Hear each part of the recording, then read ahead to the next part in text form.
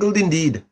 And how do we unweb the web of deception?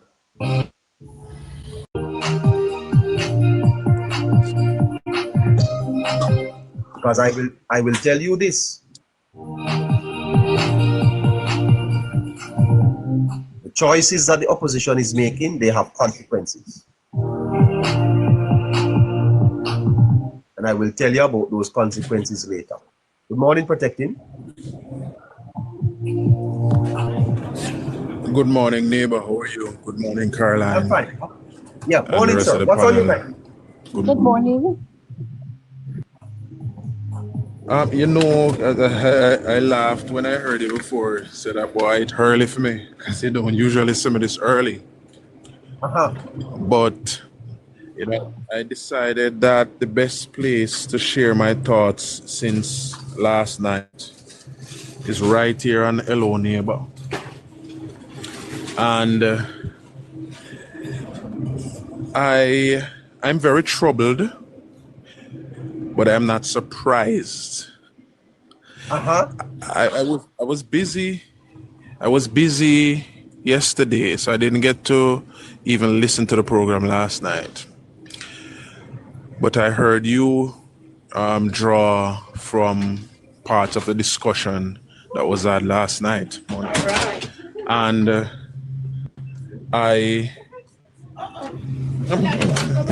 but I was thinking the same thing yesterday because I took some time to watch Mark Golding and his behavior, his body language in the parliament yesterday.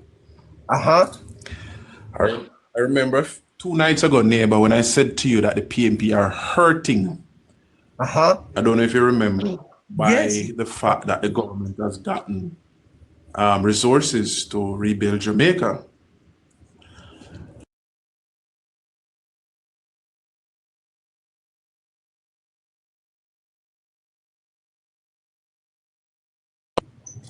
Because now we can say we have all the 8 billion that is needed, that is required to take on this mission.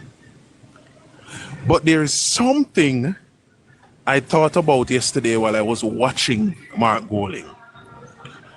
And you touched a part of it this morning, neighbor. And I want to share my thoughts in that regard with your listeners today. In the 1990s, Mark Golding alone, aided and abetted by PJ Patterson and Omar Davis, sucked out 41% of Jamaica's GDP. Now, Jamaica's GDP now, neighbor, if it's $20 billion US. Yes. Just imagine it was less in the 90s. And 41% of that going to Mark Golding. How much that was? Well, it's not accurate to say it went to him. You're talking about the FinSac debacle. It went through him because this is something I've done extensive research on, neighbor. The firms from out of United States, Canada, and England who bought up some of the debts, the FinSac debts, were brought in by DB&G. And this is what I know to be so.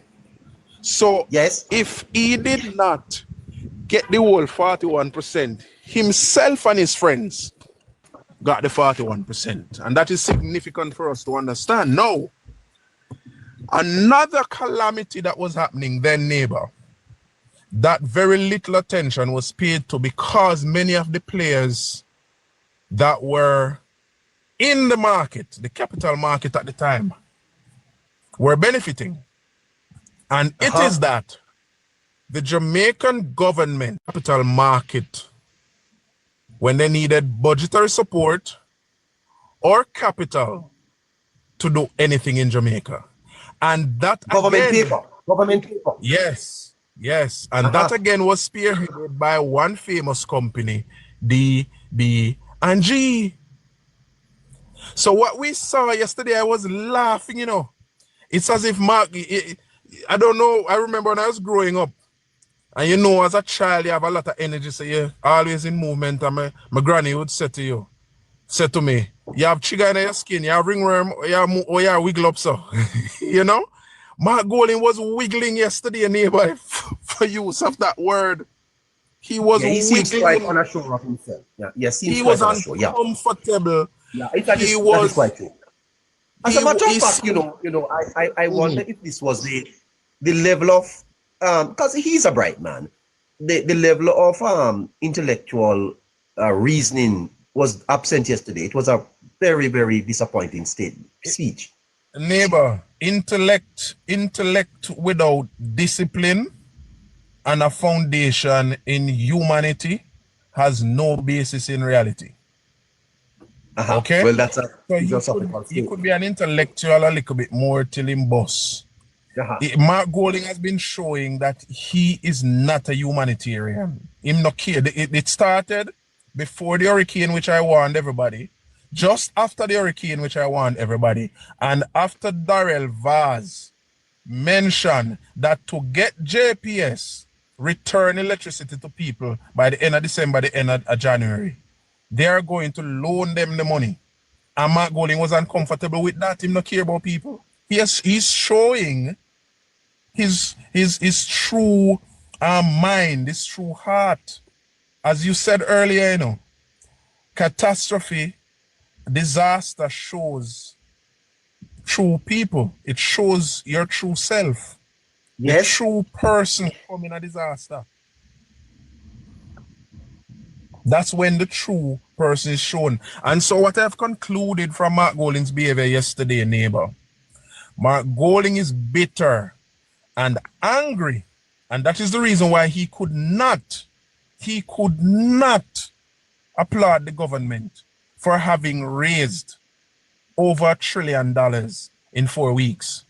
He was bitter, he is bitter and angry because the government did not go to the local capital market, which he's a very big player in. And that is something that is missing from the conversation since yesterday. And I'm making sure that I add it. Proven Group is a big player in the local capital market.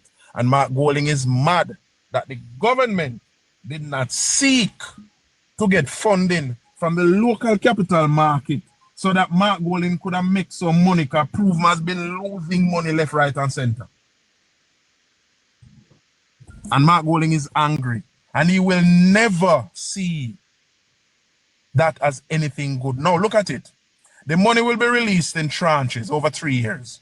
It means that it is not $6.7 billion that will be shoved directly into the economy.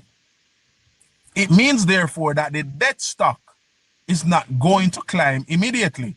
So the minister rightly said yesterday, even though I didn't catch all her presentation, that by the end of the financial year or the end of 2026, something of the sort, I don't remember correctly, you can iron me out on that, that the debt will just move back to 160 to 68%. Debt to GDP will just move to 68%. Remember, neighbor, when the debt was at 68% over a year ago, or about 18 months ago, we could hardly spend our capital budget of about $150 billion. Why again? Something else that is missing from the conversation. We do not have the capacity to do even half of what we have to do now. Capacity is an issue in Jamaica.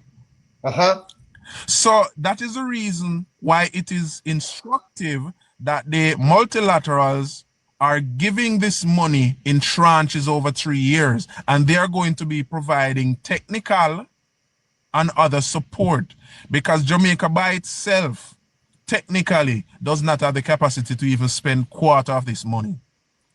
But we are going to see more unfolding over the next few months, neighbor, into a year. Because, as you said, if the PNP don't dump this leader now, this leader is going to be exposing the PNP. because FinSAC and everything is going to come right back to the front of the discussion. I think so. And I think what we're going to have is back on the table. It's back on the table. Let me ask you this, though protecting. Yes.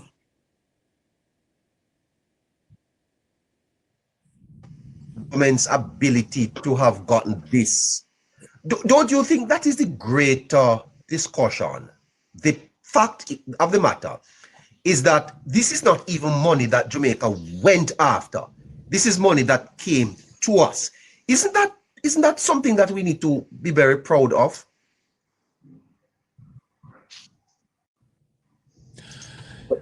It is something to be proud of, neighbor. But the current construct of the PNP has not shown us over the past 5 years, 6 years, that this is what they're about. The current construct of the PNP, they are not about good governance. They talk a good talk about governance because the aim is always to find some loopholes. And as it is said that there are always loopholes in law, there's always loopholes in governance, especially in a democracy, because democracy is still an experiment. And that's why laws has to be amended. There has to be the introduction of new laws because societies change, you know? So there will always be some shortfalls here and there. And so there will always be some deficiencies. So the current construct of the PNP will not feel proud that the country Jamaica, which is what they are trying to tell the people that they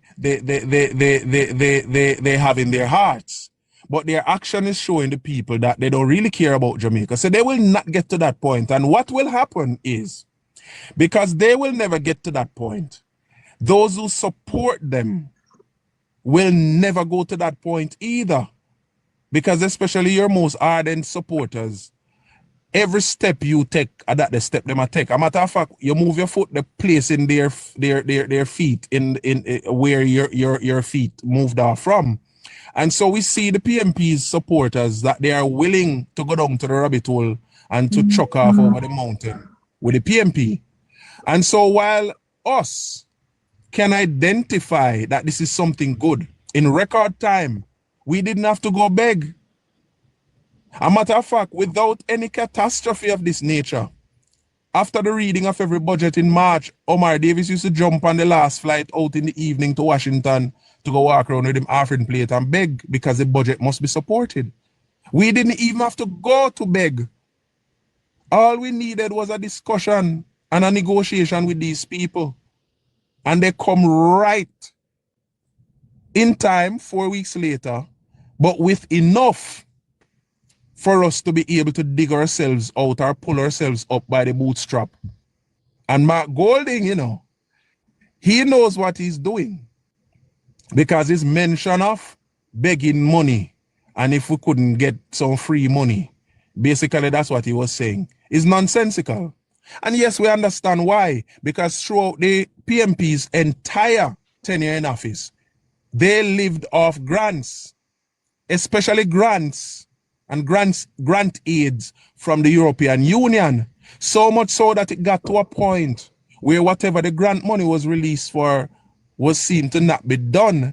And the European Union had many questions. I remember one ambassador in Jamaica who had questions. You get so much money in grants, where the grant there? And we know how PNP run politics, so they filter it out somewhere. And since grant and something we have to pay back, it didn't affect our balance of payments in any way. But the People's National Party are angry. They are mad, especially Mark Golding. For one, the government did not go to the local capital market because he would benefit with his company there. And two, this is in record time. And they know that 1 point something trillion dollars is going to renew St. Elizabeth. It is going to renew Westmoreland. Anova is going to get a touch of that renewal, and St. James is not going to remain the same. And because of that, they are angry because soon and very soon when vouchers start to be handed out, neighbor, they will have no more significance politically on the ground. because a government business that. Soon and very soon when the rebuilding starts, it will be going through the agencies. So the local politician will have no influence over that spending. And they know that. But are good for them. Are good for them because they had the opportunity to change their politics for 5 years and they didn't. They got worse. I see Dr. Dayton Campbell trying to sanitize himself in the parliament. Now somebody say look like him go baptize. All them nastiness that came out of Dayton Campbell. I don't know what him think if people just go and trust him and hug him up and sing Kumbaya. And they're trying to sanitize themselves, neighbor, and it's not working. But today, Mark Golding is an angry man because that $8 billion did not come from the local capital market for them to benefit personally. And I hope the comrades understand. Mark Golding don't care about you. You are just a means to an end for Mark Golding. He just wants to remain in position of influence so that he can make a little bit more that he needs to make. Him know same days short. At 50 a year old, him just have about 8 years left in this with any use. So I just wanted to put that out there this morning, neighbor, that the local capital market did not benefit. Was not approach for help. Pardon me? The local capital market was not approached for any help. No, and that is what angered him. But do they have the capacity to find 8 billion US though? They wouldn't need to, neighbor. They have international reach and partnerships, you know, so they wouldn't need to by themselves. What it would mean though is it would be channeled through them. So they would also benefit from whatever percentage they would be offering the government. Remember in the 90s in a neighbor, Mark Golding was offering the government Omar Davis, you know, 30% for loans, you know. That's how they benefited, you know. That's how they benefited. And they didn't make these loans all by themselves. Yes. Yes. Time is against me, my brother. So thank you so much. You hear? Yes, man. I just wanted to make that contribution. I'll continue to listen, but I'm very busy myself, so I'll just continue to listen. So you can clear the box of protecting Jay for now. Later we talk again. You bet. You bet. Thank you. All right, boss. As he said, you see,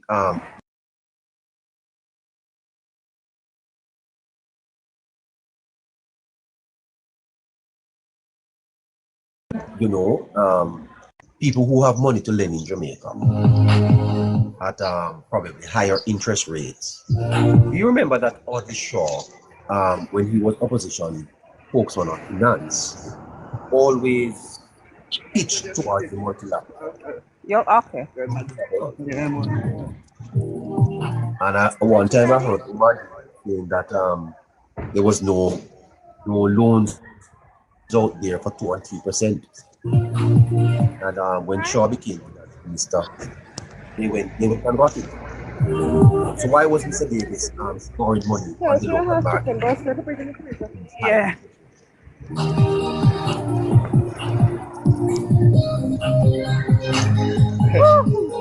Sorry.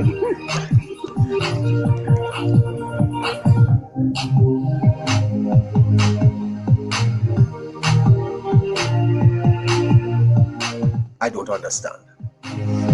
Morning, Anne-Marie. Hi, morning. I'm neighbor. Morning. Hi, neighbor. Yes. Hi. Could you please? Oh, he went. This person, Hope and Positive Vibe. Okay. I don't know why he jumped out of the box.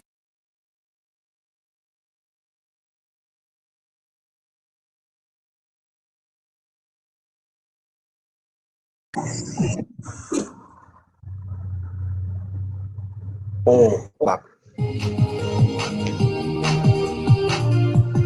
Maybe he would come back. Okay, invite him back. We talk to him. Okay. Okay. Do you have the comment? Hope and Positive Vibe, kind of from neighbor.